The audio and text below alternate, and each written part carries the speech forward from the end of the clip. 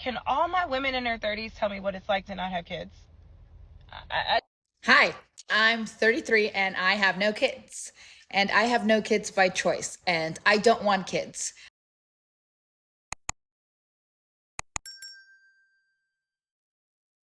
Welcome back to the channel. If you're new here, you are welcome.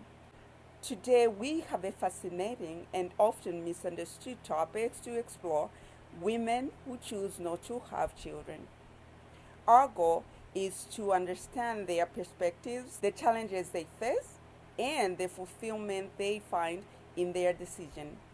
But first, if you are not yet subscribed to the channel, please go ahead and do subscribe. Don't forget to turn on that post notification bell so that each time we upload a brand new video, you are notified. Without further ado, let's get into the video. I'll play a few clips of what some women had to say about this topic. Please watch. Anybody who is in your life right now that is encouraging you to have a child when you are not ready is at best a hater. At worst, they hate your guts. Because who would want you to purposely put yourself in a position to struggle mentally, emotionally, financially, if they had your best interests at heart? Kids are a ton of work. And I'm going to tell you right now from experience, 99% of the people who are now pressuring you to walk yourself into this situation will not be there for you when it happens. Matter of fact, they're going to be the ones to judge you the harshest while watching you drown. And yep, that goes for his mama too. So do yourself a favor and consider the fact that these people are trying to walk you into a situation that does not serve you or your baby as a threat. A lot of people don't want to have kids because they don't want to have to sacrifice their own happiness and their own pleasure for somebody else. And I think that's admirable that you know that about yourself, because a lot of people are going to be like, you're so selfish. But it's like, yeah, I know I'm selfish.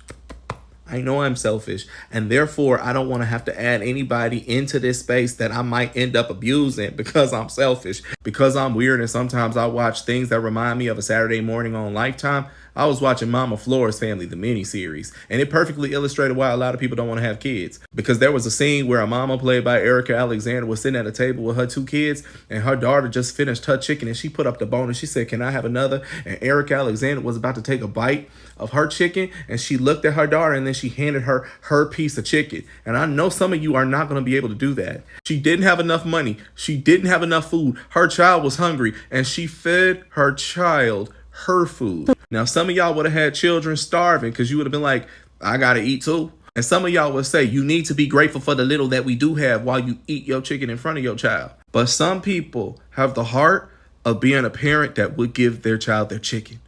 They just don't want to give that child that chicken, so that's why they're not having a child. People want to feel comfortable that they are going to be able to reliably feed themselves and their children because they do not want to have a hungry child. And if their child is fed, they want to make sure they can eat. No kids on the brain. If anything, I am like more grateful that I don't have kids, because that definitely adds so much pressure. I'm 38 years old, and I think that if that was something that was really important to me, I would probably be feeling a lot more stressed about where I am right now and about dating and relationships and all of that. I don't have that pressure of having the ticking biological clock, and I have no desire to have kids with anybody. I'm so excited that I have complete autonomy now of my life. I mean, I always had autonomy and I always had a lot of independence within my relationship, but now I kind of feel like, you know, I can do anything, and there's so many things that I'm looking forward to. And not having kids is like amazing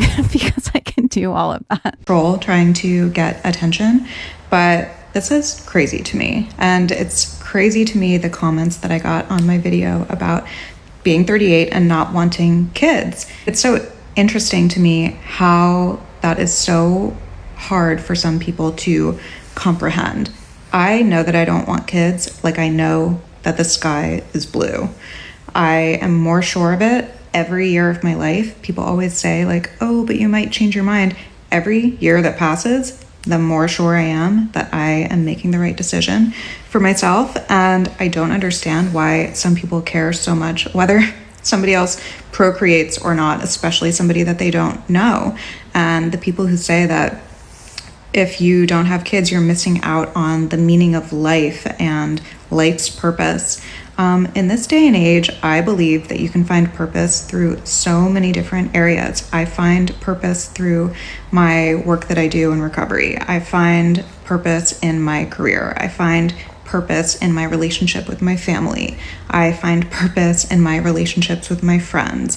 I find purpose in things that I do in my community. I find purpose when I go and travel the world and experience different cultures. I find purpose in my spiritual life. I mean, there's so many ways to be fulfilled without having kids. There is 0% part of me that feels like I want to be responsible for another human life for the rest of my life. I mean, truly, I just don't have that maternal thing. I always say I have it for my dog. It's fulfilled by my dog. I love my dog so much. And I know that dogs aren't people, but the fact that other people care so much and need everybody to hold their same views is just wild to me. If you ever come across a woman who says she doesn't want kids and she's sure about it, that's the end of the discussion, period.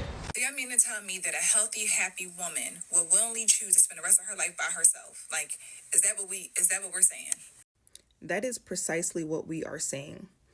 Why is it so hard to believe that a woman who is healthy and happy cannot be healthy and happy by herself?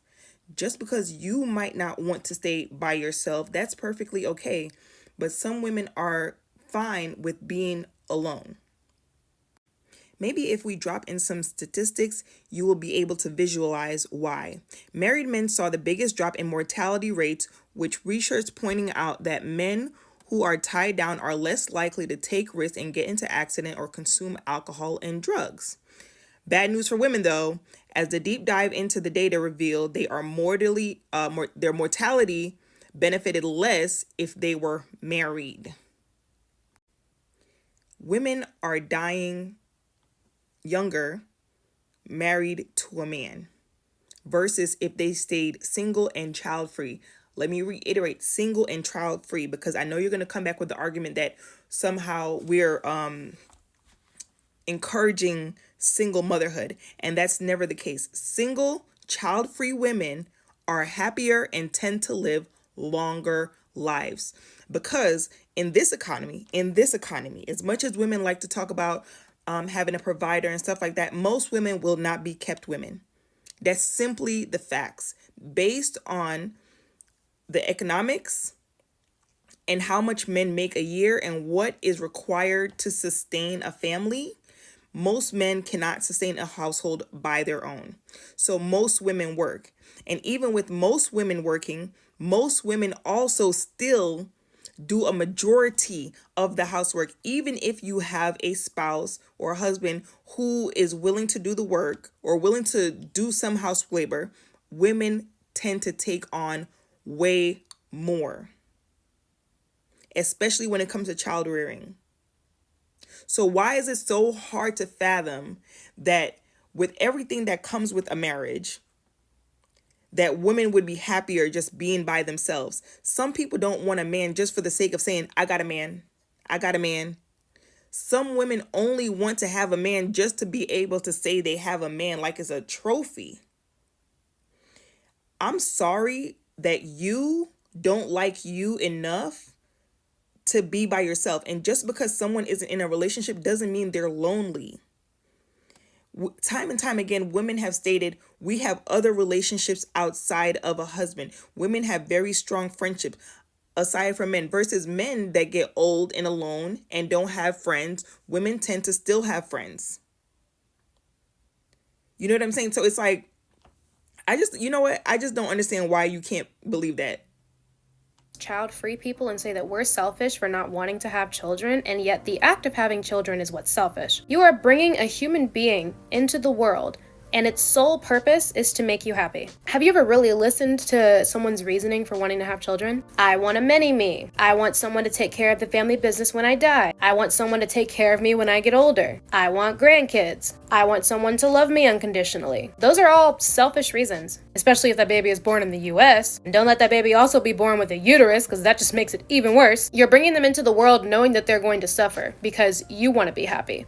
That's selfish. And yet child-free people are the ones that are called selfish because we would rather focus on ourselves than focus on bringing another human into the world. A world that we know they won't be safe in. I don't understand how it's selfish to see the world that we live in and how much it sucks and to think, okay, let me not bring another human into this to also have to suffer like the rest of us. I would rather spend my time trying to make the best of my life on this earth than to try to bring somebody else into it to possibly make me happier, and yet they're going to be miserable as well. Let's dive deeper into the motivations and shed more light on why some women choose not to have children and how society can better support their decisions. Many women choose not to have children for various reasons, including personal fulfillment, career aspirations, and the desire for independence. Society can support these decisions by respecting individual choices and reducing the stigma around them. Some have been passionate about their career and personal growth. That means that not having children allows them to fully dedicate themselves to do just that. For some, it's a strong desire to travel and experience different cultures, and not having children gives them the freedom to pick up and go whenever they want, without any long-term commitments. For some, not having kids means that they have fully immersed themselves in their passion without the responsibility of parenthood. There is a lot of pressure, especially from family and friends, but learning to stay true to yourself is very important. Society often expects women to become mothers, but these are women who believe in living a life true to themselves rather than conforming to societal norms. For some, it's having the freedom to make their own choices. They face criticism for their choices, but they stand 10 toes for their decision. Let's address some common misconceptions about women who choose not to have children. The first one is that they are selfish. Choosing not to have kids does not mean that one is selfish. It means they are making a conscious choice about their lives and happiness. They contribute to society in other meaningful ways, whether it's through their career, volunteering, or other passions. It's about understanding that everyone has a different paths of fulfillment. For some, it's parenthood. For others, it's something else. Sometimes the decision not to have children comes with its own challenges, especially from family. They worry that a person may later regret in their decision. For some, it's been the constant questioning from people who don't understand their choice. Some outright criticism. Being childless does not mean that women are not fulfilled. Let's talk about how these women find fulfillment. Some associate with the like-minded friends and family, and that helps them a lot. Some, it's through work and the impact they can make. Some have close relationships with friends and family who understands their choice. Traveling and experiencing such cultures can bring immense joy and fulfillment. Some find writing and creating art to be a source of happiness. They find fulfillment in their creative endeavors. Thank you for watching this video. If you found this to be enlightening, please subscribe and turn on that post notification bell so that you are notified when we post a brand new video. See you in the next video.